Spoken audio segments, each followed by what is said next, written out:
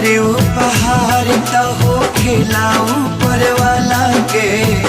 बड़ी किस्मत से तो मिलेला दिल वाला के, नामित प्रीत के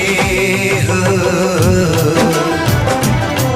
नामित प्रीत के रीत कबो भी जाचेला, इसके नचावे यार दीवाना